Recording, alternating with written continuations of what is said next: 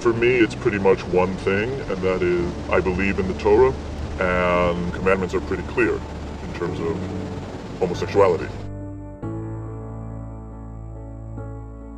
I'm an Orthodox Jew. I really believe that this is not the way I want to be. I am attracted to men, but in terms of how I want to live my life, that's not it. The reason why I started this work had very much to do with very strong values and beliefs that I've had for as long as I really can remember. And those values and beliefs had very much to do with family, a future with a spouse, with a woman. My journey was about saving the family, saving everything that I knew to be normal, which really was integral, not only to the healthy functioning of the family, but to my happiness. Well, I did what many of my friends did. I was a good Jewish boy. I went on to get married. I truly believed that it would go away. If I just got married, everything would just disappear and would change. I was constantly trying different things that were very unsuccessful, such as praying it away. It was always a struggle, and I truly put my faith in God that He would find me a way that I'd be able to work on this.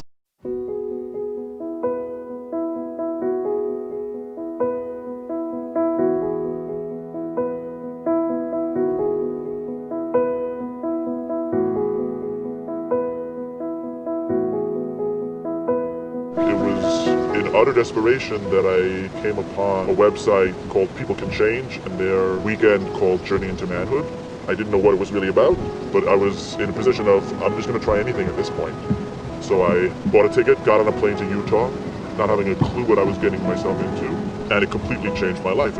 When I started this journey, my preference would have been to look for Jewish organizations, but I didn't know of any.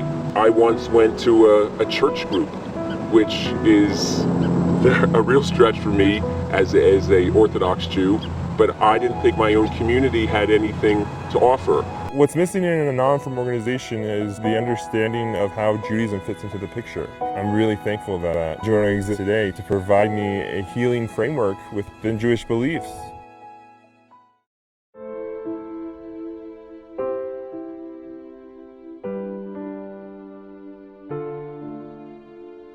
I never believed that I was born with this. This journey was really about internally seeing myself as a more confident man and connecting me to men in ways that were wholesome, fulfilling, and real. I went through periods where I didn't really feel that much same-sex attraction, and I found that those were times when I was really feeling good about myself. The journey itself, it began with me being more comfortable as a man, learning that a lot of my feelings of isolation and loneliness and disconnection was because I wasn't comfortable with my own masculinity.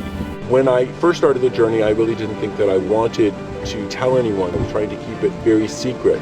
And I realized that part of the support of the journey is to be open and honest and let some people know the struggles I have. If it wasn't for the support I had, I would not be where I am today.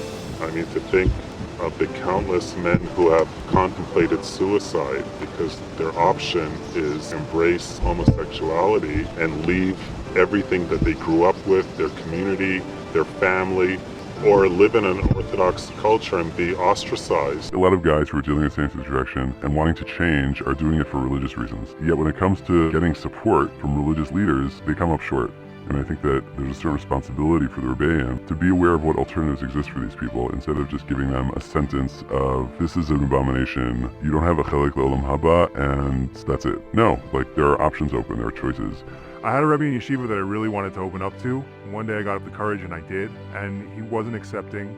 He didn't believe that I had the issue, and not only did he not want to help me, he wanted the names of other men in the yeshiva that were struggling with this issue so that he can consider whether or not they wanted to keep them around. Rabbis and the frum community could start to help thousands of men like myself achieve what I've thankfully, thank God, been able to achieve. But today we don't do any of that. And there are so many men that are hiding in base midrashes, that are hiding in shuls, not knowing where to turn, trying to get married but living destructive lives with their wives and with themselves. What I would like to see is that change, to start admitting the fact that this is something that is affecting even the frum Jewish society. So my attractions to women before I began this process were minimal at best. It came to physical attraction, I thought that would never really change until I discovered this work. At the level that my attractions were to women, I don't believe that I would have at all been able to have the marriage that I have today. I probably could have gotten married without Jonah, but I don't know if the marriage would have lasted. I think that I needed to know that there were people who were not just dealing with SSA, but were making their marriages work. Because of the work that I've done, I've been able to live the kind of life that I've always wanted. I'm able to learn in the morning, I go to Minyan, our kids are in very good schools, we have Shabbos guests. So today, my family is more than just a reward for all the work I've done. It's a blessing. We're building a family together.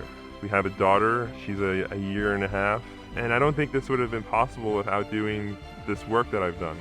So if there was a person who was dealing with same-sex attraction and wasn't sure about getting married and what was future was going to hold for him, so I really want him to know that he's not alone, that people have done this, that people have succeeded in doing this. It's definitely workable. You could be a father, you could be a husband, you could have a life, you could just have a normal Jewish life.